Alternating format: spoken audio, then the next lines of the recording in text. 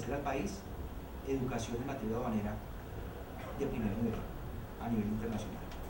Alrededor de unas 16 universidades del mundo ya ofrecen este estándar, en la región solamente 3, así que esperamos con el apoyo de la CEFRA poder hacer la cuarta universidad en la región que pueda impartir este tipo de educación, con todo lo que se necesita para gerenciar estratégicamente la aduana colombiana, no solamente los temas técnicos, sino temas de ética, de transparencia, todos los componentes a nivel de temas organizacionales.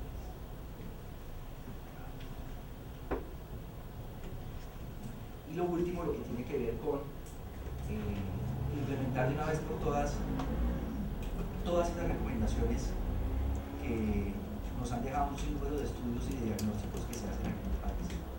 Nosotros ya hemos perdido la cuenta de cuántos consultores internacionales recibimos en nuestras oficinas haciendo estudios que desafortunadamente se quedan en eso, en el papel, en los anaqueles. Entonces la idea es que no solamente trabajemos de la mano con el Banco Mundial, sino con todas las organizaciones que hacen estudios de este tipo, para que pongamos a marchar realmente lo que necesita el país en materia de facilitación de comercio, de modernización aduanera.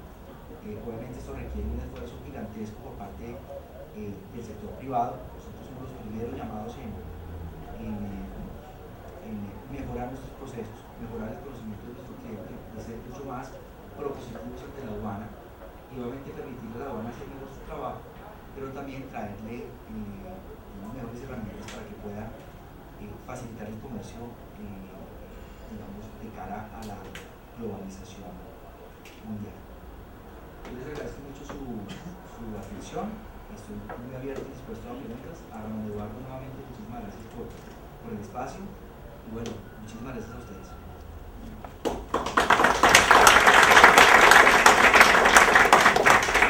Muchas gracias Miguel por esta conferencia que más que pertinente para nuestros estudiantes de comercio.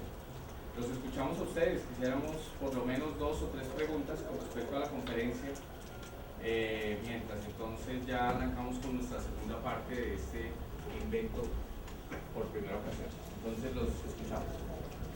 Mencionabas que el nuevo estatuto aduanero tiene algunas cosas conmemoradas al final del proceso. He tenido la oportunidad de estar con 2 agentes de aduana y el feedback que he podido tener de ellos es que tienen información, sanciones. Desde el punto de vista fiscal y de las otras organizaciones, por dónde uno debe canalizar las cosas para minimizar los errores que pueden ser en un momento dado de estas transiciones, de estos procesos. Muy interesante la pregunta. A nivel de las agencias de aduana, debemos pasar del esquema de obligatoriedad a no obligatoriedad. Se desprende un sinnúmero de análisis que uno tiene que hacer a nivel de responsabilidades. Cuando yo dejo de ser obligatorio, por supuesto, digamos, las empresas pueden actuar directamente ante la aduana, pueden hacer sus procesos y pueden obviamente prescindir del uso de la agente de aduana comunitaria. A nivel de obligaciones, las agencias de aduana siguen teniendo unas obligaciones altísimas. No me refiero solamente al cumplimiento a nivel de patrimonios o de activos o de dinero o capital que tenga que repartir para hacer una agencia de aduana. Recordemos que se eliminan los niveles que hace algunos años permitió que muchas empresas tuvieran que reunir de manera debida o no debida capitales en sus organizaciones. Es decir, oiga, yo voy a meter el carro que tengo en la casa, voy a meter esta oficina que nada tiene que ver con el tema aduanero para poder cumplir con un cierto capital como tal. Ese esquema, al desaparecer, va a obligar a que las agencias de aduana realmente brinden un mayor valor agregado. Lo que hemos visto nosotros como organización y propendiendo por temas de profesionalización de las agencias de aduana es que vemos que se necesita, uno, mayor formación de las agencias de aduana. ¿Sí? Hay unas que tienen unos estándares de seguimiento y de calidad óptimos, hay otras que siguen fallando en los mismos temas. Y eso tiene que ver también con el nivel de compromiso que tenga la alta dirección de estas organizaciones. A nivel de multas y sanciones, obviamente también vienen cosas importantes para los operadores o los usuarios de comercio exterior. Una de las grandes discusiones que tuvimos en las mesas de concertación fue que pese a que las agencias no van a ser obligatorias, los usuarios de comercio exterior, las grandes compañías que van a realizar trámites aduaneros ante la aduana, también tienen que cumplir unos mínimos estándares de formación, unos mínimos estándares de conocimiento, y van a tener que vincular de manera directa y formal a las personas que van a interactuar con la aduana brutal. Innumerables discusiones se dieron en ese sentido. Oiga, yo quiero contratar a una persona por prestación de servicios en una gran compañía que le meta mano al sistema y que transmita sin ningún tipo de obligación ni responsabilidad. Ese es un punto que la van a entender muy bien. Entonces, si alguien va a interactuar con un sistema informático, debe tener una responsabilidad, debe tener un contrato y debe cumplir con ciertas características y parámetros a nivel de formación empresarial. En ese orden de ideas, yo pienso que la balanza está equilibrada, tanto para quien va a actuar directamente ante la aduana como para quien lo va a hacer a través de una agencia de aduanas como tal. Hablando del tema operador económico autorizado, digamos, el estatuto implementa e incluye otras prerrogativas para que la gente se decida ser operador económico autorizado. El tema de las garantías, la reducción en el monto de las garantías, la reducción en el monto de las sanciones y de las multas. Eso va a propender a que la gente se meta en el cuento del operador económico autorizado, y ya cuando llegue nuestro turno de los operadores logísticos, ya también tendremos que mirar de qué forma empezamos a aprovechar esas tecnologías. Existe un documento de política nacional logística. ¿Ese documento ha sido benéfico para el sector logístico? Yo pienso que sí, particularmente porque empieza a hablar en materia de transporte multimodal y las plataformas logísticas del país, y en eso se ha basado todo el desarrollo de infraestructura que ha tenido el gobierno nacional. Es decir, cómo mejoramos los temas de modernización, cómo mejoramos los temas de conexión entre los centros productivos del país y los puertos como tal, cómo se tienen que dar esas grandes inversiones en infraestructura, cómo tienen que, por supuesto, apalancarse los sistemas de navegabilidad en el río Magdalena, los sistemas de información. Yo pienso que ha sido benéfico en todo sentido.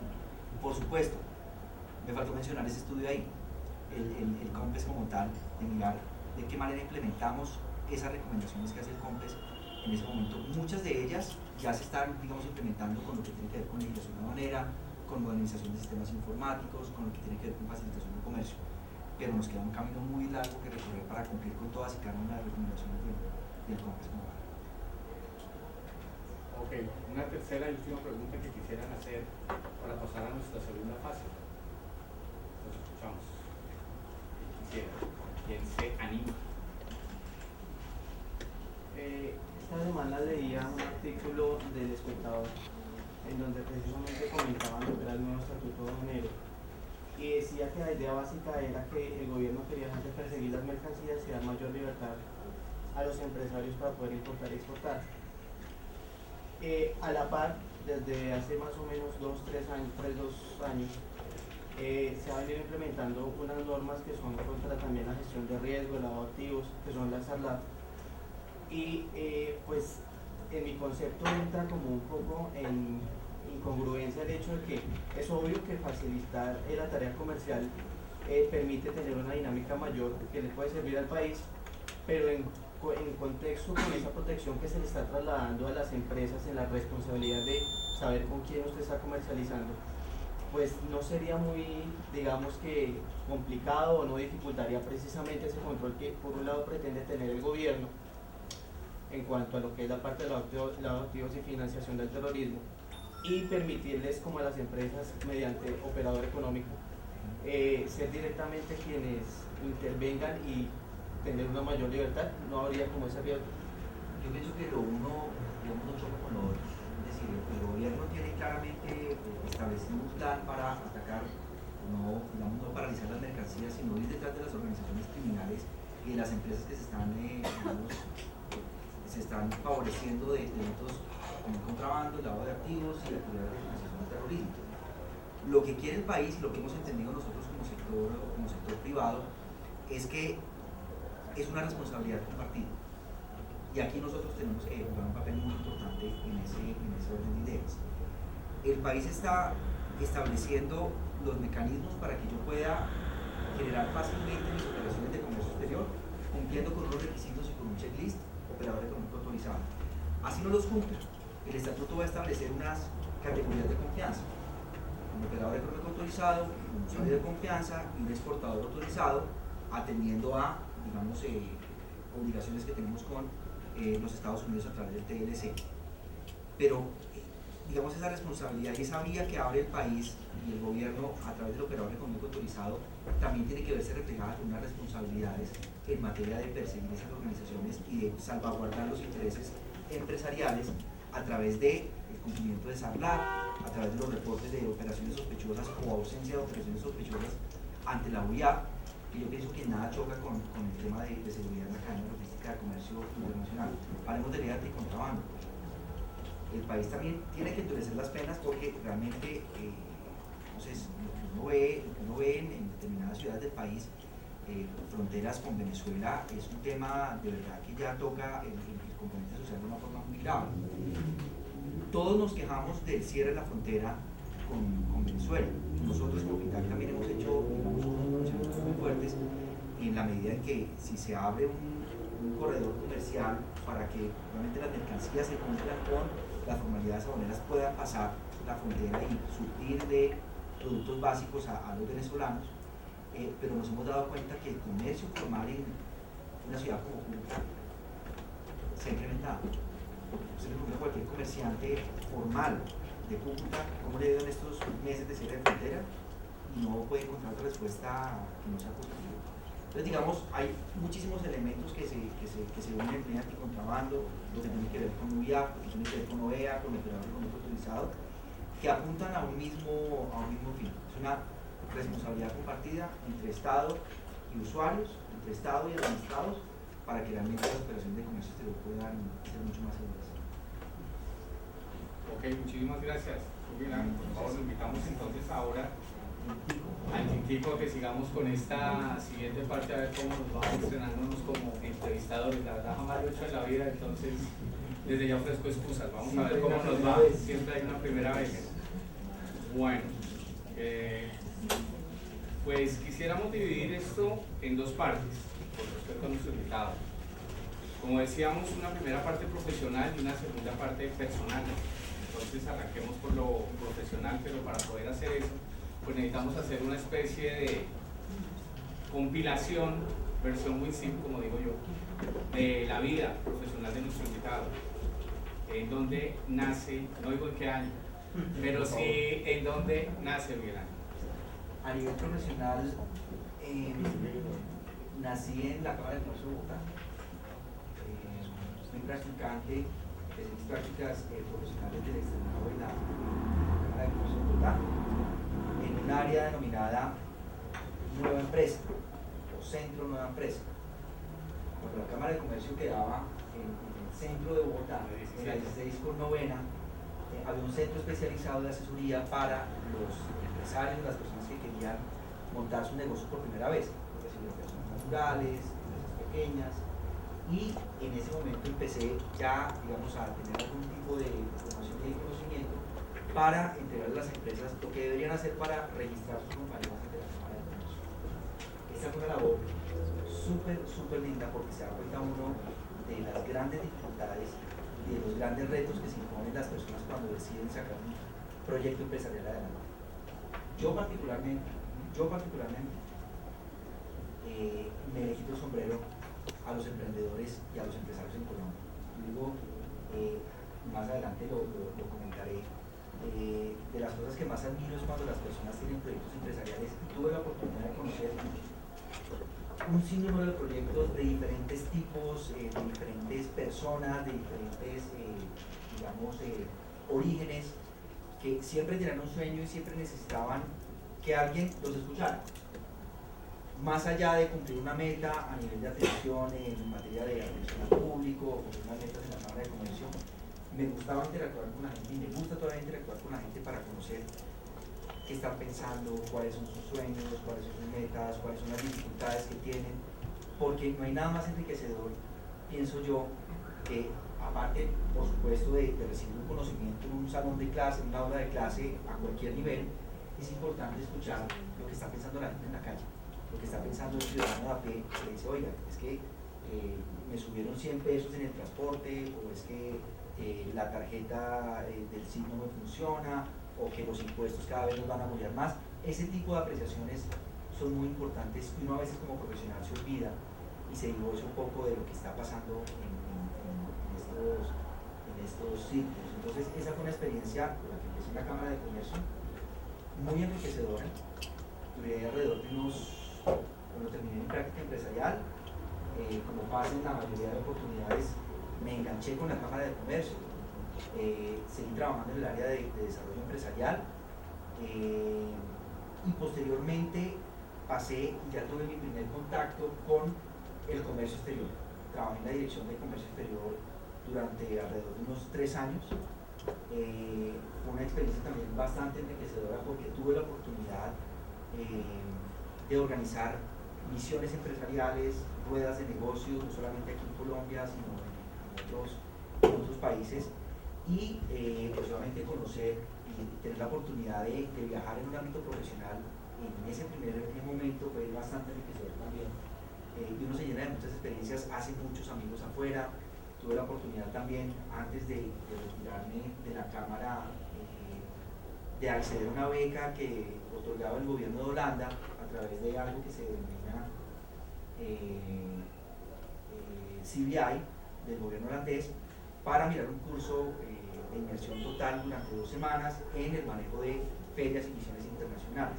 Este curso fue en Rotterdam, tuve la oportunidad de conocer algunas ferias en Alemania, y era eso, llenarse de mejores elementos para asesorar a las empresas y decirles ustedes qué tienen que hacer cuando van a exponer y cuando van a tener un stand en un escenario internacional. Digamos, ese fue el segundo momento de la Cámara como tal, y donde empecé a desempeñarme en otras áreas. Me gustaría volver un poquito en 2 áreas, porque me gusta ver aquí tanto el tema académico como el tema laboral. Egresado de Administración de Empresas del externado. ¿Cómo escogió el externado? ¿Por qué llegó al externado? Yo llegué al externado porque mi hermana es egresada del externado. Ella es profesional, ella es comunicadora social del externado. Y tuve la oportunidad de acompañarla como hermano menor de ella. Mi hermana ya no va a revelar la edad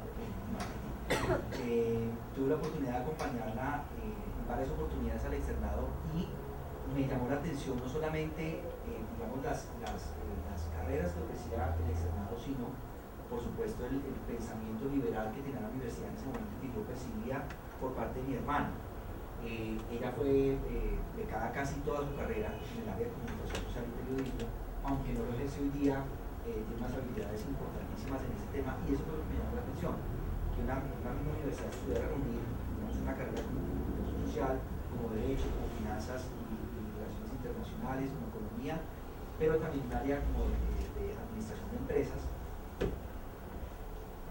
que tiene que ver mucho con, digamos, no me estás preguntando ahora, pero es un tema personal muy mío, y es que en algún momento de mi vida yo pensé en estudiar música. Yo soy lo más empírico a nivel musical, a puro oído. Recibí algunas clases cuando era pequeño de piano, y cuando tenía 14, 15 años, estaba en el colegio todavía, me presenté al conservatorio de la Universidad Nacional de Colombia. Me fue muy bien las pruebas, y desafortunadamente miré mal la fecha de un cierre para presentar la documentación, un error que me va a doler toda la vida, y no pude entrar al Conservatorio Nacional de la Universidad Nacional de Colombia. En ese momento, ¿qué estaba pasando en mi familia? Había un gran proyecto empresarial en una fábrica de productos vitrificados, ladrillos, tejas, etcétera, que por herencia de mi familia materna llegó a manos de mi padre. Aquí un pianista no tiene cabida, y es uno de los grandes errores que no le recomiendo a nadie. Y dije, voy a apostarle a apoyar el proyecto empresarial de mi padre, y finalmente el proyecto nunca prosperó. Yo abandoné mi sueño de ser músico y de estudiar música. Sin embargo, yo sigo aquí ya con este joven que está más conectado a otras cosas que al mundo real. Trato de inculcarle un poco el tema musical, pero ese es uno de los grandes errores y uno de los grandes momentos que parten la decisión de por qué estudiar administración de empresas. Yo, digamos, algo que el consejo que le doy a mis sobrinos, a Jerónimo, es que digamos, uno tiene que estudiar y tiene que seguir y perseguir los sueños que realmente lo tienen a uno. Si uno en algún momento responde que no está satisfecho al 100% con lo que está haciendo, cambie definitivamente de actividad, cambie de proyecto, cambie de perspectiva, porque realmente el arrepentimiento va a llegar unos años después y uno tiene que actuar muy rápido. Si las personas que están aquí no se sienten conformes con su trabajo, si tienen algún proyecto, algún sueño, alguna meta que hayan dejado de cumplir en el corto, mediano o largo plazo, no hay mejor momento para tomar la decisión ahora. De esa decisión me arrepiento. Y yo siempre alguien me pregunta, oiga, ¿usted qué haría o qué estuviera haciendo si no estuviera trabajando? Estudiando música. Yo en algún momento de mi vida tendré que sentarme otra vez a estudiar música y a encarrilarme por ese tema. Pero la administración de empresas fue lo que me trajo hasta acá y me siento muy agradecido con esa carrera y con esa universidad que me dio una oportunidad muy grande de cumplir mis sueños también. Ok. Hablábamos de la práctica. En muchas ocasiones, y también tenemos acá varios estudiantes de pregrado, el tema de la práctica pasa casi que desapercibido, o sea, es un requisito más de grado, no se le da toda la profundidad, perdón, que a veces se requiere. Esa elección en su momento de la Cámara de Comercio fue de una lista, fue suerte, lo mandan directamente de la universidad. Fue una elección, digamos, fue una elección que, digamos, ya estaba sobre el tiempo. No, digamos, hubo un análisis concienzudo y fue, digamos, cuestión de que hubiera una alineación de planetas para que yo pudiera presentar mi hoja de vida ante la Cámara de Comercio, que hubiese una vacante a nivel de práctica empresarial en un área de creación de empresas, pero digamos no fue una decisión completamente concertada como yo veo y admiro mucho a los estudiantes que realmente se toman el trabajo de decir, esta es mi lista de entidades con las que yo quisiera trabajar, le voy a apuntar a estas 3, a estas 4, realmente no hubo digamos, una elección en ese sentido, que se, digamos, corrí con la gran fortuna de que fuera seleccionado y que ahí empezara mi etapa profesional. Ok, comenzamos a trabajar en la Cámara de Comercio y a ¿cuánto tiempo hace el posgrado? Yo hice mi posgrado, hice primero un diplomado en comercio exterior, tan pronto empecé a trabajar en el área de comercio internacional, antes de trabajar en el área de comercio internacional, yo ya había terminado mi diplomado en comercio internacional en aquella época en la Universidad Jorge Tadeo Lozano, que era en esa época, digamos, el non plus ultra en materia de comercio internacional. Gracias a ello, logré entrar a trabajar en el área de comercio internacional de la Cámara, con gente con la que me hablo aún hoy día, y después, al año y medio, 2 años, decido hacer la especialización en comercio en negocios internacionales con énfasis en comercio exterior en el externado de Colombia. Había un muy buen pensum, muy buenos profesores, incluso gente con la que interactúo casi que a diario en el tema logístico fueron profesores míos en la Universidad de Colombia, lo cual pues me llena de muchísimo. Y hoy, después de tiempo y teniendo en cuenta que la mayoría aquí son estudiantes o recién egresados de un posgrado, ¿qué fue lo que le dejó ese posgrado para el resto de la vida? ¿Qué es lo que usted más se acuerda? Uno ve muchas materias en un posgrado, muchas de ellas las olvida, ni bien se ha terminado el examen, otras quedan más profundo. ¿Qué al día de hoy usted que sigue recordando ese posgrado? Más que temas, a un profesor en particular, no por nada negativo, sino por la brillantez y la capacidad tan espectacular que tenía de transmitir conocimientos de todo en Herrera. Parece un tipo de los más brillantes que tiene este país en materia de cátedra, en materia de conocimiento de la economía internacional. Obviamente nos daba durísimo, seguramente ustedes si ya han tenido la oportunidad de estar con él, se dan cuenta que, claro, yo eso lo sé, pero de verdad que fue una experiencia, digamos, de Beethoven, Carlos Giraldo, que en su momento fue director de información comercial de ProExport, ahora ProColombia, y Pero el que más recuerdo es de todo en Herrera por ese gran conocimiento que tenía. Ok, entonces sigamos ahora con la parte laboral. Llega el momento de decirle a la Cámara de Comercio adiós, ¿cuánto? Después 5 años después de haber estado Yo soy un reinsertado de la Cámara. Yo me fui de la Cámara más o menos a los 8 años. 8 años, si mal cuentas mal hechas. A los 8 años sale la oportunidad de trabajar en el CEITI de ProExport como coordinador de la red nacional de centros de información, que también tenían una tarea y una labor muy chévere, que era algo que ya había hecho yo en la Cámara, en el campo como el desarrollo empresarial, pero ya a nivel de importaciones y de exportaciones, en este caso como Colombia. Y se me presenta esta oportunidad de trabajar en ProColombia, de la mano de grandes amigos que conservo hoy día. Duré en ProColombia trabajando con una persona que es Mónica Conde, que actualmente trabaja en la Cámara de Comercio, alrededor de 6 meses, un año. Tuvimos una relación muy interesante a nivel laboral. Ella se va a trabajar a la Cámara. Me dice, Miguel, ¿por qué no vienes y sigues trabajando acá en la Cámara de Comercio? Y dije, es una decisión que tiene un costo profesional altísimo. Volver a una entidad, digamos, en materia profesional es una decisión muy complicada. A no ser que tenga, digamos, unas perspectivas y unas posibilidades de crecimiento importantes, como en realidad sería. Yo me voy salgo de ProColombia, me voy nuevamente a la Cámara de Comercio, empiezo como asesor del área de internacionalización, y posteriormente soy nombrado como director de apoyo empresarial para la internacionalización, cargo en el que estoy aproximadamente alrededor de 8 meses, 9 meses, y ya de ahí ya me da la oportunidad de trabajar con TITAC, con un consultor que también maravilloso, y también digamos una etapa de aprendizaje y de conocimiento muy valiosa. Ok, en esta parte, cuando se regresa a la Cámara y el Seiki, que ya hoy no existe, sino ya es todo lo que, un caso interesante, ¿no? Cómo la marca superó las expectativas. La pregunta sería, en todos estos, incluyendo FITAC, ¿cuál cree que ha sido el factor que generalmente ha sido su fortaleza para ser escogido en cargos? Yo me atrevería a pensar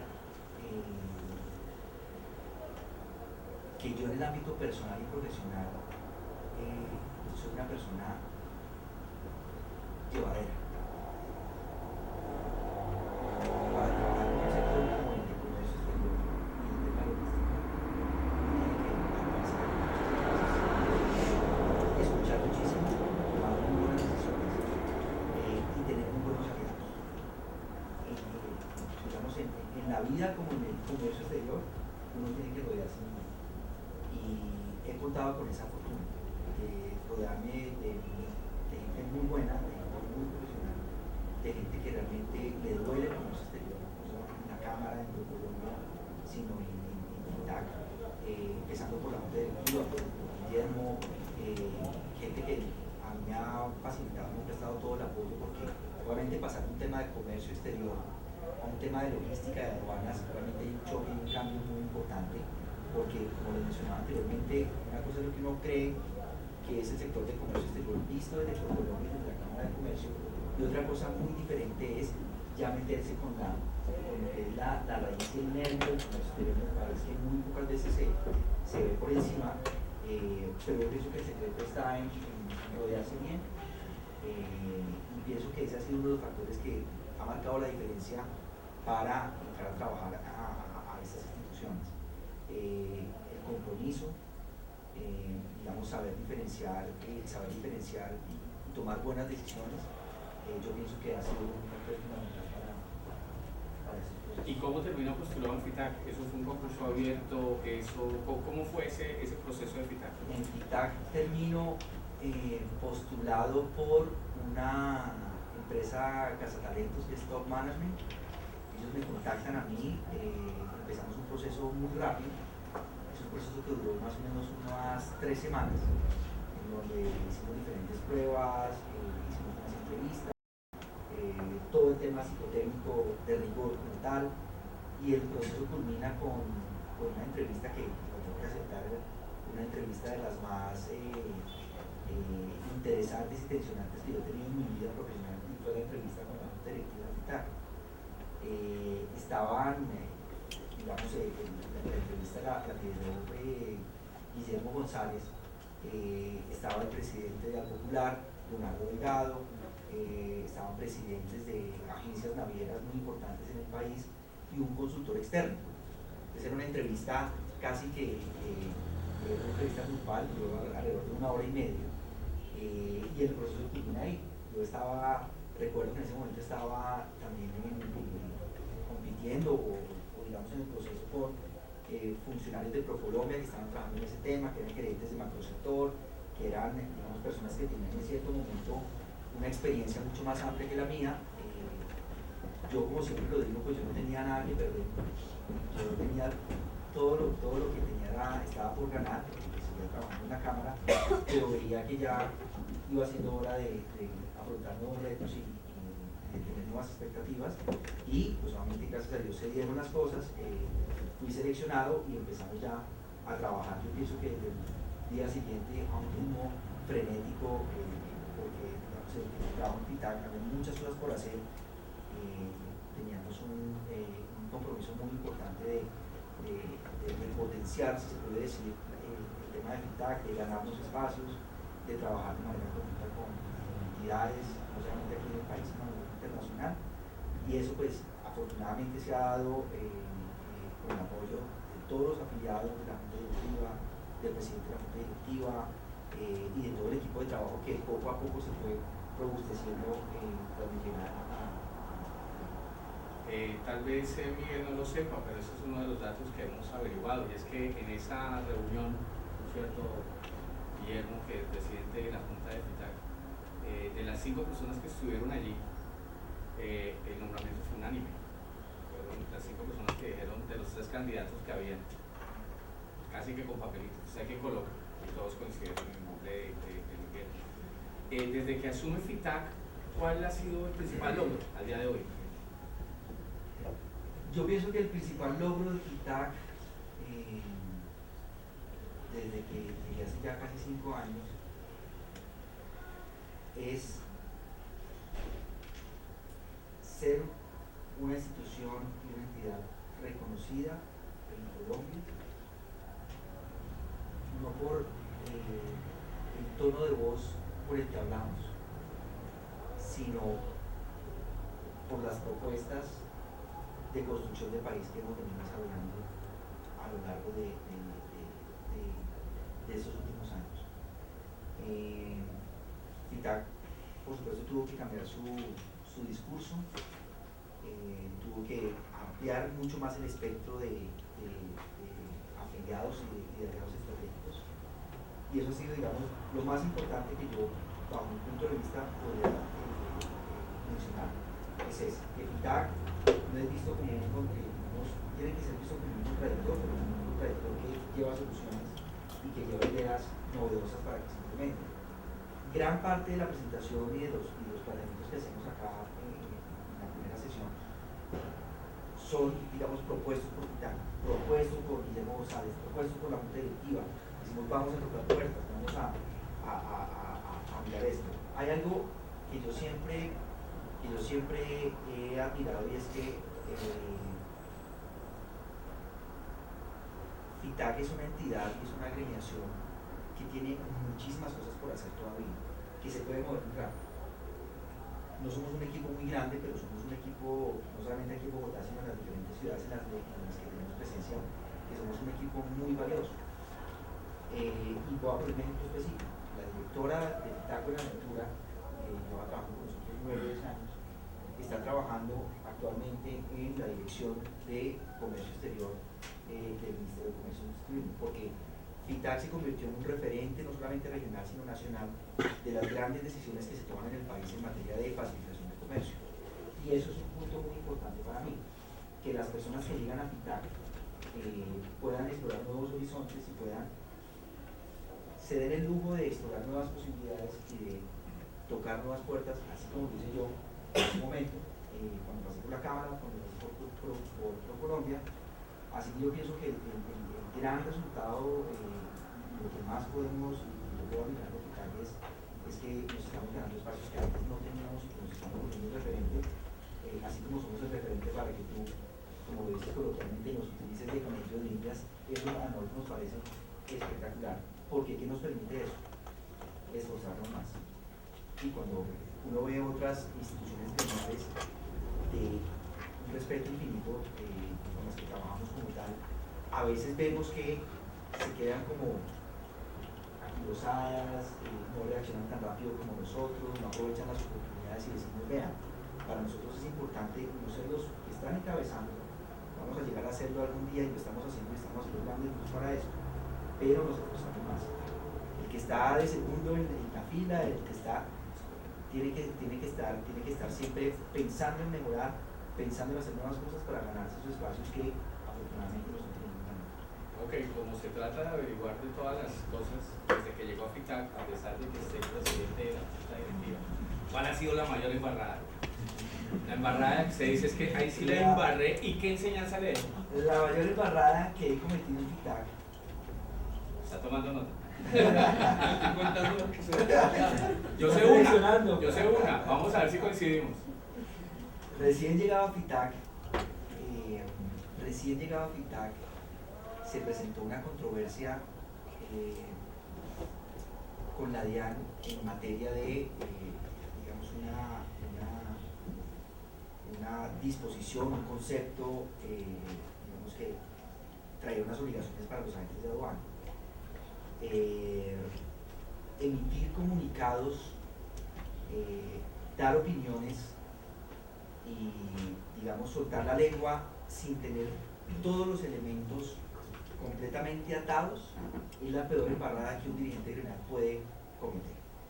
Y en ese momento yo recién llegado, recién desempacado, eso fue, digamos, yo dije, yo tengo que escribir un libro y el libro tiene que decir qué no hacer cuando usted llega a un gremio, o sea, porque de verdad cuando uno tiene todos los elementos reunidos y todo el análisis y todas las voces, digamos, cantantes en el tema, uno no puede tomar ninguna decisión porque eso puede llegar a afectar no solamente la reputación del gremio, sino las relaciones que tenga la federación con las autoridades. Okay, pues no sé si este dato le sirva, pero varias personas encuestadas dijeron que sí, que esa era la peor embarrada, que no haya nada que hacer. Entonces, puede estar tranquilo que ha sido la peor embarrada. Bueno, hablemos un poquito, Miguel, por favor, como jefe.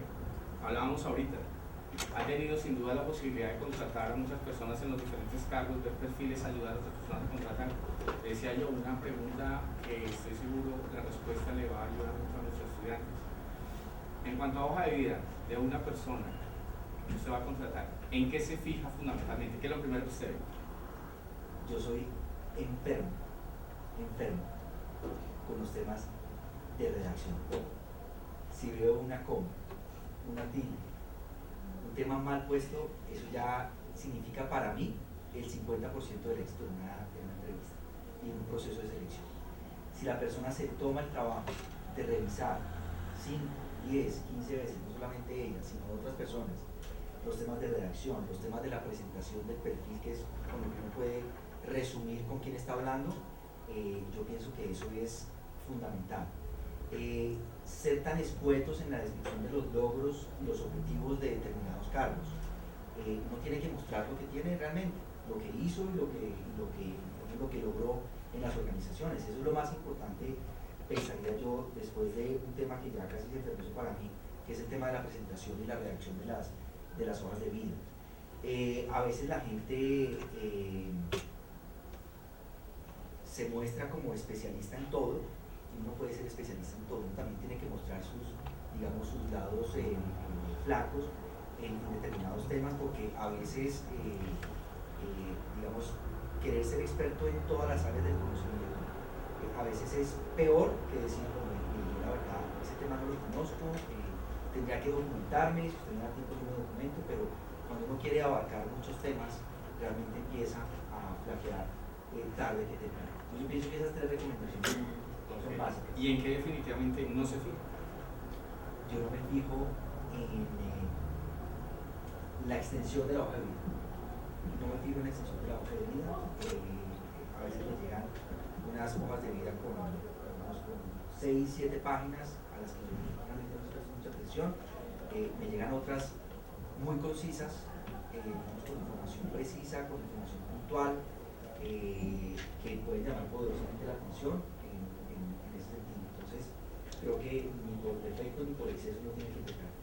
Ok, y al paso siguiente, en la entrevista, ¿qué definitivamente lo impresiona para bien o para mal?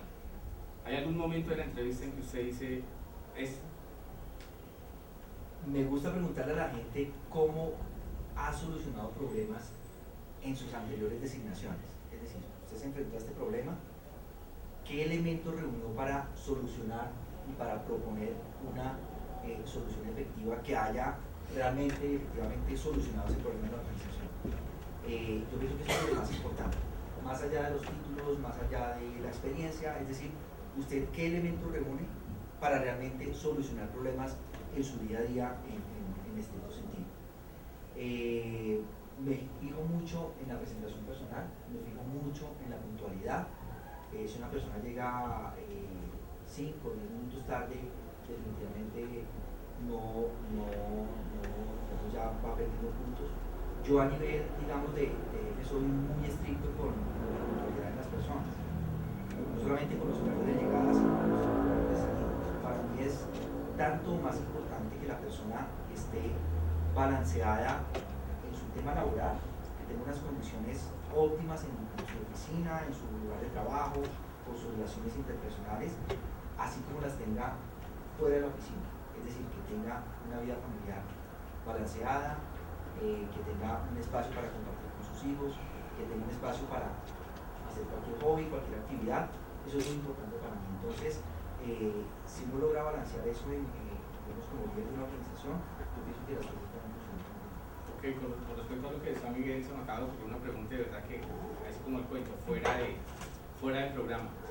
¿Qué posibilidad tienen nuestros estudiantes, por ejemplo, de enviar hojas de vida a FITAC? ¿Existe un centro de hojas de vida de FITAC? ¿Ustedes lo gestionan a su vez con respecto a temas logísticos? ¿Ese servicio lo presta FITAC? Tenemos una bolsa de empleo en nuestra página web que cualquier persona puede enviar, ya sea teniendo, un perfil logístico, un perfil aduanero, un perfil comercial, un perfil de estudios e investigaciones, que está gratuitamente al acceso de todos quienes estén interesados en hacerlo.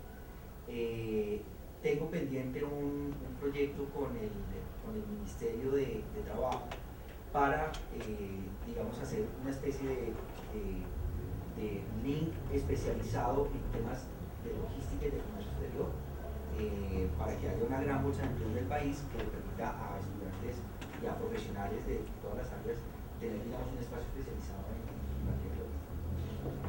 Quienes quieran enviar su hoja de vida a FITAC, sin ningún problema, la recibimos en info@fitac.net. Ok, muchas gracias, no sabía eso.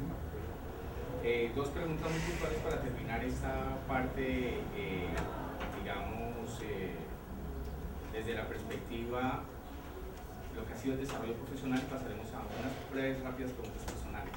¿Le gustaría ser director de la DIAN? Yo pienso que sí. Es un reto, muy complicado. Yo pienso que esa fue una de las grandes motivaciones de FITAC para cambiar sus usos. Esta pregunta nos hemos hecho mucho en la gente directiva y en el trabajo, y es que es el principal argumento para dejar de criticar, para dejar de dar reto. Es decir, bueno, usted que todas se la sabe, señor afiliado, ¿usted se le mediría a ser director de la DIAN en algún momento? El 100% de la gente dice, ni cochinas. Yo no me vendría a eso porque es un toro, eso es un pupitre súper complicado, eso es digamos, un toro muy difícil de lidiar. Yo pienso que como ciudadano y como compromiso de país, y habiendo lidiado ya, digamos, el todo desde otra barrera distinta, yo pienso que si a un profesional, cualquiera que sea su formación, se le da la oportunidad de trabajar en la DIAN para hacer país y para seguir sacando los temas adelante, yo pienso que no habría una respuesta diferente a siempre hay que apostar al país. Ok, usted es nombrado director de la DIAN hoy, al estilo Peñalosa que dijo al día siguiente yo derogo tal norma. ¿Usted qué norma deroga al día siguiente que es nombrado director de la DIAN en la parte que le compete de los avances? Yo no tanto derogaría, sino que actualizaría lo que se ha hecho en materia de seguridad jurídica. Ese es uno de los aciertos de la DIAN. Podemos propender por el tema de seguridad jurídica, y eso incluso lo hizo Santiago por su paso por la DIAN ya hace algunos años. Es un concepto que se ha venido olvidando un poco en este sentido. Pienso que separaría ciertas funciones, ciertas áreas estratégicas de la DIAN que por estar puestas en una sola bolsa se puede prestar para malinterpretaciones en materia de procesos organizacionales, en materia de perfilamiento de riesgo y en materia de sistemas informáticos.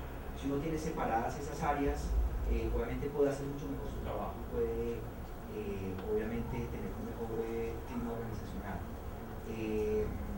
Yo pienso que haría mucho bien a la entidad que hubiera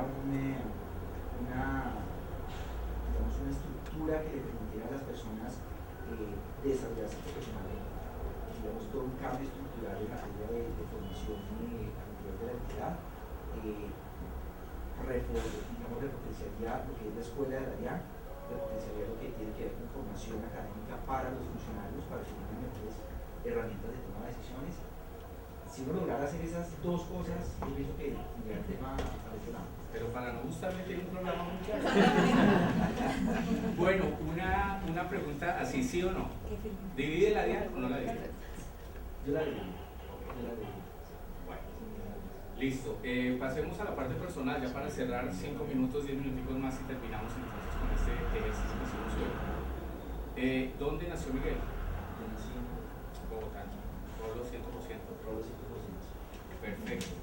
Y pues además ya que los tenemos presentes a Carolina y a Jerónimo, un poquito nos quisiera hablar de su familia, lo que quisieran. Bueno, voy a hablar primero de mi familia, de mi padre y de mi madre. Mi padre es tolimense.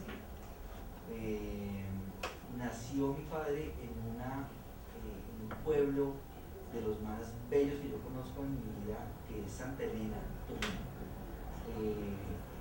Digamos, se transporta un paisaje, digamos, con un frío impresionante, donde solamente llegaban en su época jeeps, unas condiciones de acceso bastante difíciles, pero por eso mismo era una región casi que inhóspita para mucha gente.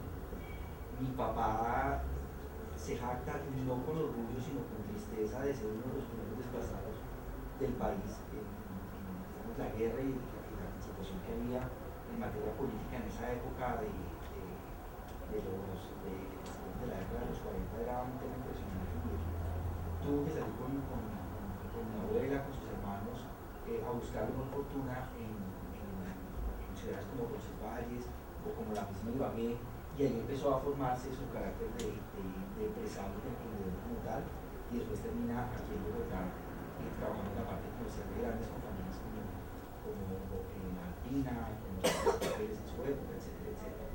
Mi madre es bogotana, ella es una familia, digamos, unas costumbres, digamos, muy de su época, una familia muy numerosa.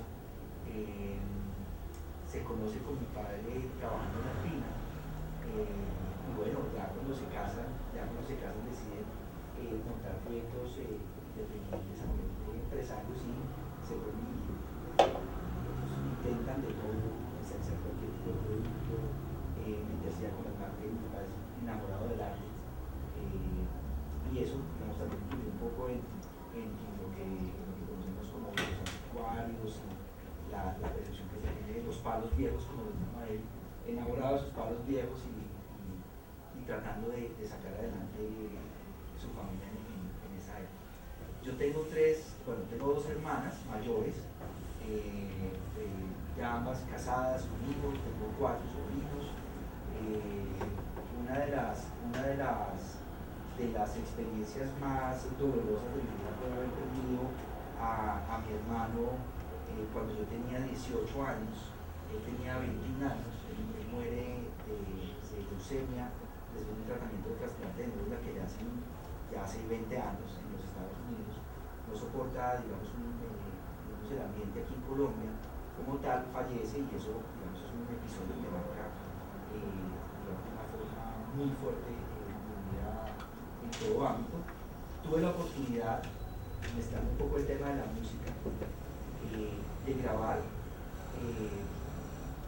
digamos, unas horas que me regalaban en un estudio, un CD con 10 canciones, yo tocando el piano, lo más empírico de lo mismo, mi hermano y yo cantando. Grabamos ese CD, y ese fue, digamos, el recuerdo más lindo que tienen no solamente mis papás, sino nosotros como hermanos y toda la gente que nos ha conocido, de tener como un recuerdo de lo que fue mi hermano, digamos, y su paso por esta vida. Y bueno, la vida tiene que seguir, y por eso uno tiene que afrontar esos momentos difíciles que después se convierten en enseñanzas, solo buenas anécdotas. Ya hablando de mi familia, de mi núcleo familiar actual, yo estoy casado con Carolina ya va a ser este año 10 años. Nosotros con Carolina tuvimos una relación muy corta de noviazgo, de aproximadamente 12 años. No estaba muy seguro de casarme porque no la conocía muy bien todavía. Duramos 12 años, obviamente con ires y venires y con otras, digamos, con otras personas y otras relaciones, pero aquí se aplica el dicho, al que le va a ganar de cuarto y al que le va a caer así se corra. Digamos, Carolina y yo estuvimos desde el primer momento destinados el uno para el otro. Hemos compartido momentos muy lindos de nuestras vidas. Carolina tiene una familia maravillosa con la que me llevo muy bien. Mis suegros son abogados. Carolina, mi esposa, es abogada. Mi cuñado es abogado, así que si una separación pero es la calle. Mi otra cuñada es psicóloga de la Universidad Javeriana, yo vivo en Filadelfia, tengo 2 hijos, es profesora en un colegio en Filadelfia, maestra, pero digamos la relación con Carolina ha sido una relación que ha pasado por todas las etapas, desde nuestra adolescencia, todos los pasos a nivel laboral, a nivel profesional, los hemos compartido. Digamos, el regalo más hermoso que nos ha dado la vida es Jerónimo, que ya cumple este año 9 años en mayo, y bueno, esperando que si es de esta vida podamos tener tanto parejita Jerónimo, si no, pues probablemente miraremos, propendremos por darle lo mejor, así como piensa cualquier padre con sus hijos, que a veces uno peca por exceso y a veces los consienten y los idolatran mucho, y a veces eso no está bien, pero esos son errores que uno solamente se da cuenta cuando es grande. Sin duda. Bueno, pues muchas gracias por compartir este episodio de la vida muy interesante. 5 preguntas muy puntuales. ¿Cómo hace usted para llegar temprano a la casa y no llevar trabajo? Para empezar, ¿sí es cierto? ¿Le dieron ese tip? Cierto. ¿Cómo hace para no llevar trabajo a la casa? Trato de llegar temprano a la oficina en la mañana, porque el espacio que aprovecha en la mañana, cuando no suenan teléfonos, cuando no están invadidos reuniones o de toques a la puerta, es un momento importante para organizar el día y para poder establecer el mapa que va a tener uno de trabajo durante esa semana. El tema de la delegación es muy importante para mí, porque aunque somos un equipo pequeño en TICTAC, diría que casi todas las decisiones de cualquier índole administrativo, estratégico, gremial, tienen que pasar por aquí, algunas de ellas a la junta directiva, entonces tenemos que movernos muy rápido, pero la verdad es que se le quedan muchos temas en el tintero. Si yo realmente hiciera el 100% de los proyectos que salen de la cabeza de la junta directiva, de Guillermo González y mía, no tendría vida y no podría compartir un minuto con mis hijos, con mi esposa y conmigo. Entonces, en ese sentido, tratamos de priorizar las actividades, tratamos de buscar aliados estratégicos y tratamos de organizar el trabajo de la mejor manera posible. Ok, la nueva generación es un hecho para nuestra Jerónimo que nos acompaña hoy. Si pudiera definir alguna propuesta para esta nueva generación que se la pasa conectada con nuestra ahorita Jerónimo. está en otra cuento todo el tiempo. ¿Cuál es su máxima preocupación con esta nueva generación y cuál es su máxima esperanza con esta nueva generación? La máxima preocupación que yo tengo como padre con las nuevas generaciones es que sea una generación sobrada. El tema de la sobradez se ve no solamente en los niños, en los adolescentes, sino incluso en los profesionales y en todo ámbito. Hay una expresión que yo siempre utilizo que no es apta como para este horario, para este escenario, pero a veces la gente se cree el cuento, se sobra y no reconoce sus orígenes, no reconoce de dónde viene, no reconoce que uno, digamos, como director lineal, digamos, es un funcionario más, es un empleado más. Entonces yo digo que realmente a las personas que uno respeta en estos temas es a los empleados, que realmente tienen, digamos, de qué jactarse, por decirlo de alguna forma. Pero el tema de la sobradez, por el contrario, el tema de la humildad en los jóvenes, en los niños, es un tema que hay que, digamos, seguir cultivando en los niños. Uno ve pelados de colegios muy prestantes en la ciudad que se les olvida algo que yo llamo para Jerónimo los básicos: saludar, dar las gracias, mirar los ojos, dar un buen estrechón de manos. Esos básicos se olvidan y se olvidan a todo nivel. Alguien que entra a una reunión, lo primero que tiene que hacer es saludar. Alguien que entra a un ascensor, saluda. Así nadie lo saluda a uno.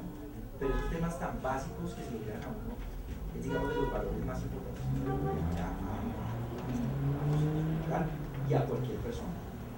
Digamos, el tema de estar conectados me parece que es un tema que ya no tiene marcha atrás. En algún lado veía yo que uno primero empezó por la comunicación de teléfono celular, después empezó con los mensajes de texto, después empezó con el chat, después empezó con los mensajes de voz a través del chat, y de alguna forma uno va a volver a hablar por teléfono en algún momento. Entonces se va a completar un ciclo de la conectividad de los pelados hoy día, pero es un tema que no tiene vuelta de hoja.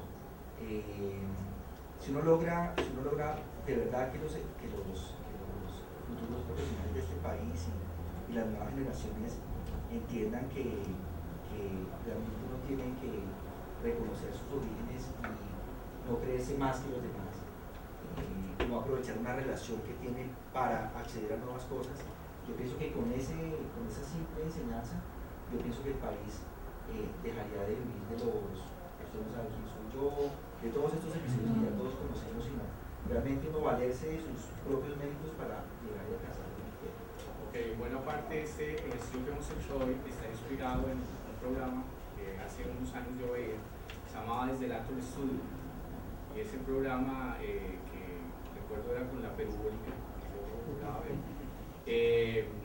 partía de una base, es una academia de actores en Estados Unidos, y el anfitrión pues era un actor muy conocido que tenía su propia academia de actores, invitaba a un protagonista. En su momento se llamaba James Lipton, el presentador, y él hacía entonces, para cerrar el programa, estas preguntas que son de Bernard Pivot, el periodista francés, para contestar rápidamente, y es lo que primero se le venga a la cabeza. ¿Su palabra favorita? Familia, La palabra que menos le gusta. orgullo. ¿Qué es lo que más le causa placer? Que se pueda contar. Sí, eso es lo que está con ¿Qué es lo que más le desagrada? la mentira. ¿Cuál es el sonido o ruido que más placer le produce?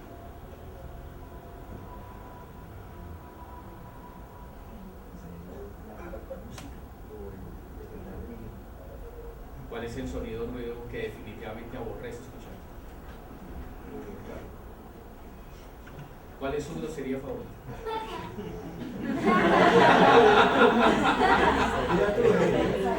¿Cuál es mi grosería favorita?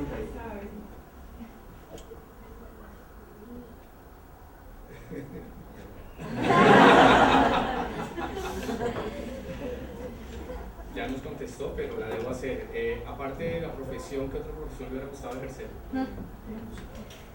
¿Qué profesión nunca ejercería?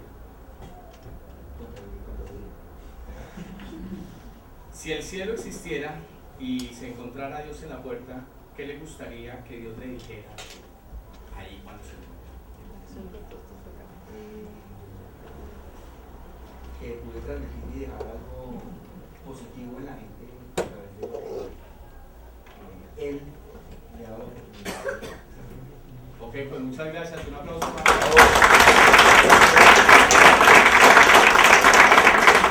Queremos instaurar como parte final del tema de la entrega de un pequeño recuerdo que en este caso Jerónimo nos va a ayudar a entregar, porque nos parece que aquí es mejor para entregarlo que al papá.